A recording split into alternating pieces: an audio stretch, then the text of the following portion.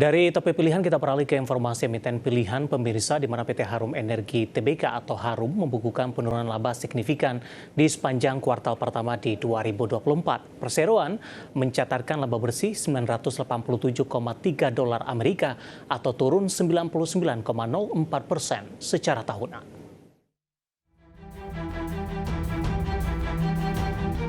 Dikutip dari Keterbukaan Informasi Bursa Efek Indonesia, PT Harum Energi Tbk membukukan laba bersih sebesar 987,3 ribu dolar Amerika. Angka ini turun 99,04% dibandingkan periode yang sama tahun lalu di 103,02 juta dolar Amerika.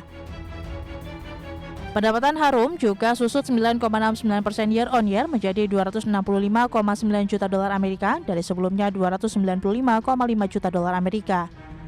Secara rinci, susutnya pendapatan tersebut disebabkan oleh turunnya penjualan ekspor batu bara menjadi 156,08 juta dolar Amerika di kuartal 1 2024.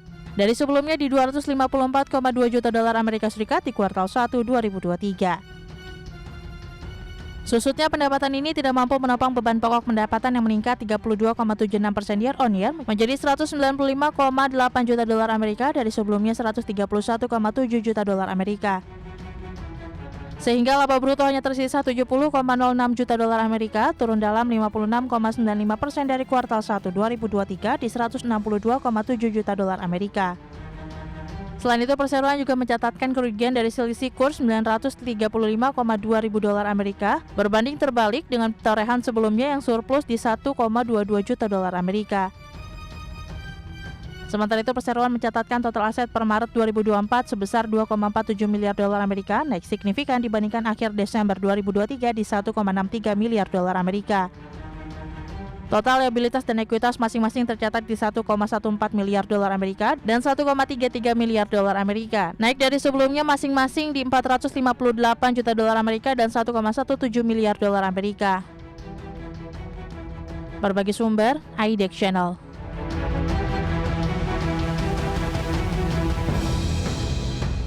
Dan pemirsa, tampaknya para investor merespon negatif terkait dengan raihan kinerja Harum di data terakhir untuk kinerja mereka di kuartal pertama di 2024, di mana pada perdagangan hari ini saham Harum mengalami koreksi yang cukup dalam.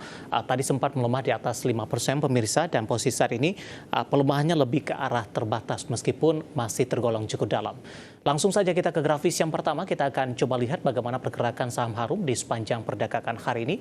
Dibuka di sesi pertama pada pagi tadi di 1.370, ini mengalami pelemahan jika dibandingkan dengan penutupan di pekan lalu di Rp1.400 per saham. Beberapa menit pasca pembukaan, saham Harum langsung mengalami koreksi yang cukup dalam ke 1.315 dan sekaligus merupakan level terendahnya di sepanjang perdagangan hari ini. 10.30, 11.15 hingga penutupan di sesi pertama pada siang tadi, pelemahan lebih ke arah terbatas di 13.60 hingga 13.45, kemudian di level yang sama di pembukaan sesi kedua. Dan saya akan sampaikan update pergerakan sejauh ini beberapa menit jelang penutupan, masih di level 13.45, melemah di 3,93%, 13.70 merupakan level tertinggi hari ini meskipun masih bergerak di zona merah. Langsung saja kita ke grafis selanjutnya pemirsa, kita akan coba lihat bagaimana pergerakan saham Harum di beberapa bulan terakhir. Kita ke grafis selanjutnya, pergerakan saham Harum di beberapa bulan terakhir, di mana di perdagangan Januari untuk pergerakan saham Harum masih bergerak di level 1.300-an, maksud kami Februari tertekan ke 1.190, bahkan di 7 Februari melemah ke 1.105. Maret bangkit ke 1.200-an, April ke 1.355, 17 April di 1565, tampaknya level tertinggi dalam beberapa bulan terakhir. Namun di perdagangan Mei, April dan Mei hingga perdagangan hari ini di Juni kembali mengalami koreksi yang cukup dalam. Intraday hari ini tadi sempat ke 13.15. Kita beralih ke grafis selanjutnya dari sisi valuasi pemirsa. Dengan beberapa indikator yang ada, kita akan coba lihat. Dapat Anda saksikan juga grafis selanjutnya di layar televisi Anda. Biasanya dari saham-saham pertambangan batu bara ini memiliki valuasi yang masih cukup terjangkau.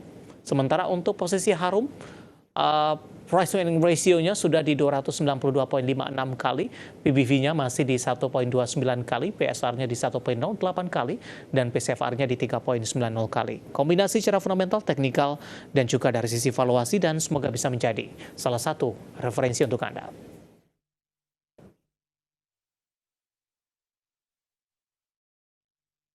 Kita akan jeda kembali dan tetap di tempat Anda, karena setelah ini kita akan review bagaimana jalannya perdagangan di sepanjang hari ini, dan tak ketinggalan nantinya saham-saham pilihan apa saja yang direkomendasikan, dan pemirsa kami akan segera kembali usai jeda berikut ini.